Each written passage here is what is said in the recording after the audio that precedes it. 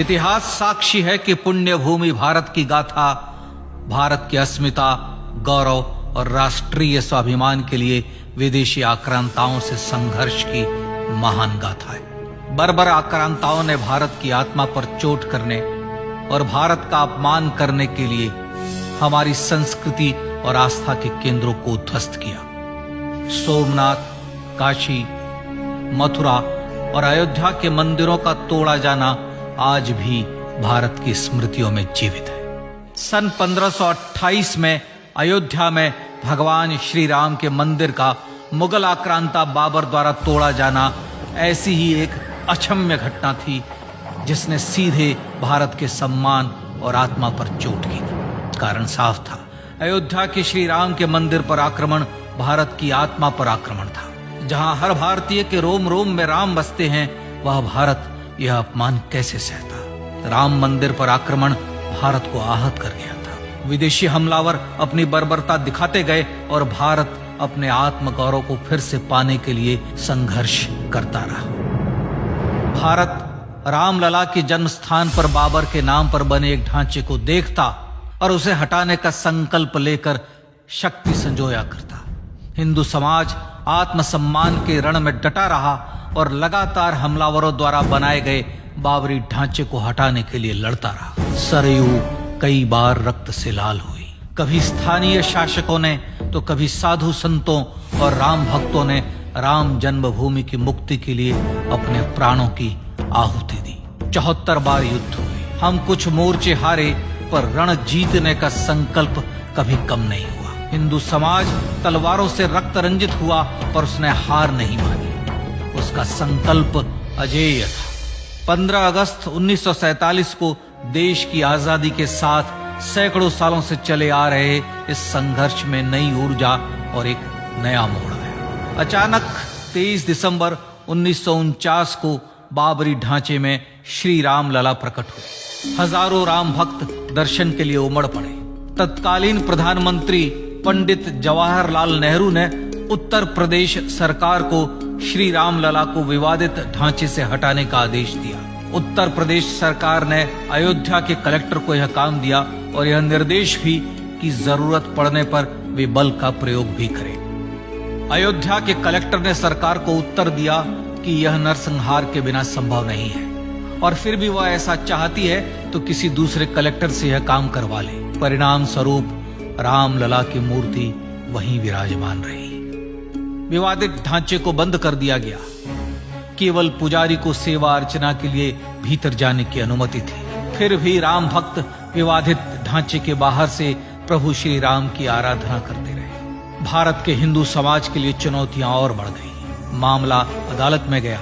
विपक्षी दलों द्वारा अदालत में भगवान श्री राम के अस्तित्व पर सवाल उठाए गए। उनके अयोध्या में ही जन्म लेने का प्रमाण मांगा गया। भारत का जनमानस अब आहत हो उठा था। आजाद भारत में भी हिंदू समाज को अपनी आस्था और श्रद्धा के लिए संघर्ष करना पड़ रहा था। चुनौतियों के इस समय में सन 1984 में विज्ञान भवन दिल्ली में विश्व हिंदू परिषद ने धर्म संसद का आयोजन किया। इस संसद में देश भर के संतों ने राम जन्मभूमि की मुक्ति के लिए आह्वान किया और राम जन्मभूमि मुक्ति यज्ञ समिति का गठन किया। धर्म संसद ने राम जन्मभूमि की मुक्ति और वहां भगवान श्री राम के भव्य मंदिर बनाने के भारत के जनमानस के संकल्प को फिर से दोहराया। विश्व हिंदू परिषद के नेतृत्व में मंदिर निर्माण के लिए पूरे देश में अभूतपूर्व आंदोलन की शुरुआत हुई। श्री राम जन्मस्थली मुक्ति यज्ञ समिति के साथ देश भर में राम जानकी की रथ यात्राएं निकली। राम लीलाओं में राम कथा के माध्यम से भारत का आम जन फिर से जुटा। अब सबके मन में एक ही प्रण था, एक ही लक्ष्य था। अयोध्या में जन्मभूमि पर भगवान श्री राम के भव्य मंदिर का निर्माण। सन 1989 में विश्व हिंदू परिषद द्वारा गांव-गांव से रामशिला पूजन करके अयोध्या भेजी गई।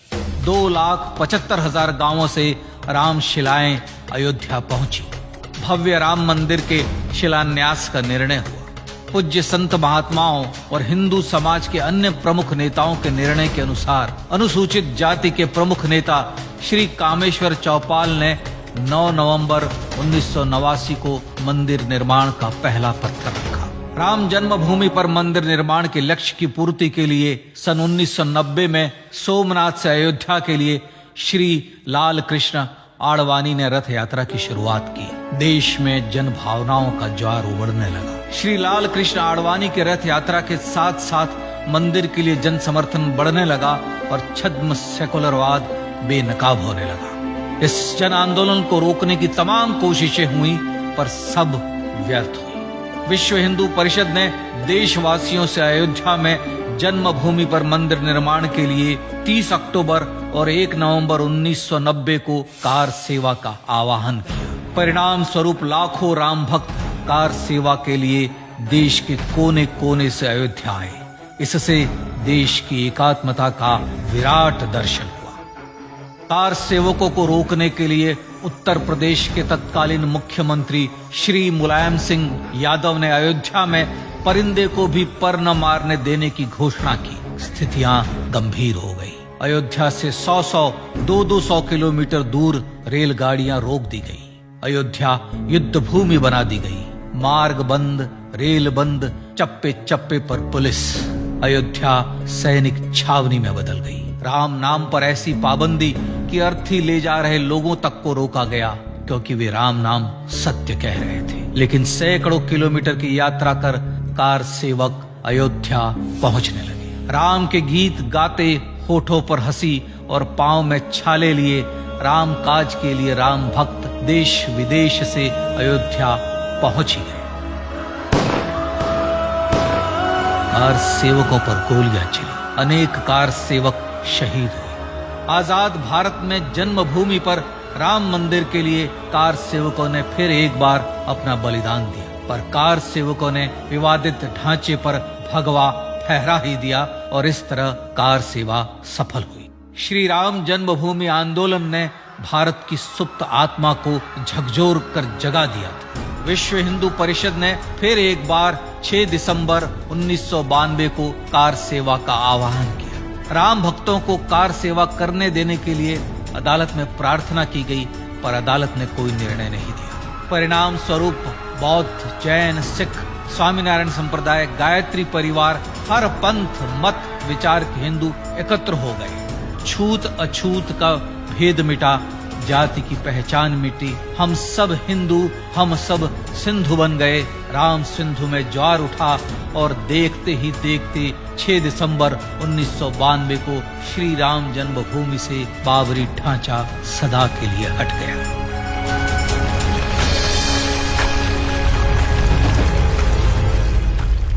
यह क्षण शौर्य, न्याय और सत्यमेव जयते का क्षण था। यतो धर्मस्ततो जय का क्षण था। पर संघर्ष की गाथा यहां जाकर भी नहीं रुकी। छद्म सेकुलरवादियों द्वारा भारत और भगवान श्री राम के इतिहास को झुठलाने के लिए अदालतों में चुनौतियों का सिलसिला चलता रहा, जो 1950 से चल रहा था। हिंदू सिखों के बीच से गुजरते हुए भगवान श्री राम का दर्शन करने के लिए विवश थे। यह स्थिति थी आजाद भारत में श्री राम और राम भक्तों की।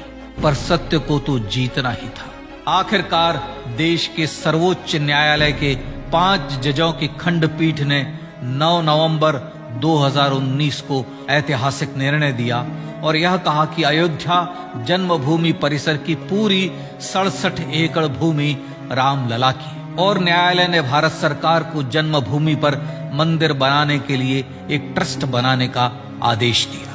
सर्वोच्च न्यायालय के आदेश के अनुसार भारत सरकार ने 5 फरवरी 2020 को श्री राम जन्मभूमि तीर्थ क्षेत्र नाम के ट्रस्ट का गठन किया और राम जन्मभूमि न्यास की भूमि जो सरकार द्वारा अधिग्रहित की गई थी, उसे ही नवनिर्मित न्यास को वापस दे दिया गया।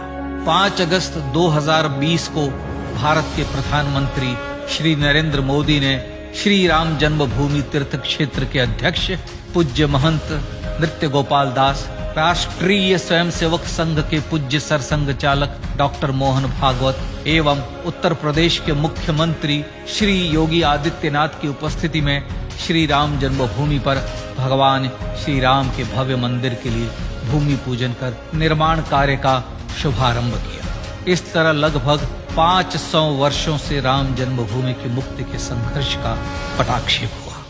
अपने आत्मसम्मान और राष्ट्रीय अस्मिता के लिए इतना लंबा संघर्ष विश्व के इतिहास में बेजोड़ है। श्री राम भारत की आत्मा, भारत की परिभाषा, हमारे राष्ट्रीय आदर्शों और जीवन मूल्यों के प्रतिनिधि मर्यादा पुरुषोत्तम हैं, जो हर हिंदू के होठों पर जन्म से मृत्यु तक रहे। बस यही हर हृदय में प्रार्थना होती है। राम भारतीय राष्ट्रीय स्वाभिमान और आसेतु हिमालय से समुद्र पर्यंत तक जन जन को एकात्मता के बंधन में बांधने वाले रक्षा सूत्र है। अयोध्या स्थित श्री राम जन्मभूमि पर बाबर का हमला वास्तव में भारत के स्वाभिमान और राष्ट्रीयता पर हमला था। प्रधानमंत्री श्री नरेंद्र मोदी द्वारा श्री राम जन्मभूमि पर राम मंदिर का पुनः निर्माण न केवल बाबरी मानसिकता का पराभव है, बल्कि संपन्न, सुखी, सुसंस्कृत, सर्वशक्ति संपन्न स्वराष्ट्र का सूर्योदय भी है। यह उस राम राज्य की दिशा में वह कदम है जिसकी अभिलाषा राज राजेंद्र चोल, कृष्णदेव राय, छत्रपति शिवाजी महाराज से लेकर महात्मा गांधी तक ने की थी। अयोध्या में जन्मभूमि पर भगवान श्री राम का मंदिर न सिर्फ राष्ट्रीय गौरव होगा, बल्कि वह श्री राम के आदर्शों का राष्ट्र मंदिर होगा। अब वह महान संकल्प पूरा होने जा रहा है। आइए इस राम यज्ञ, राष्ट्र यज्ञ में जिन ज्ञात और अज्ञात भारतीयों ने अपनी आत्माहुति दी है, उनका पुण्य स्मरण कर उन्हें श्रद्धांजलि दें।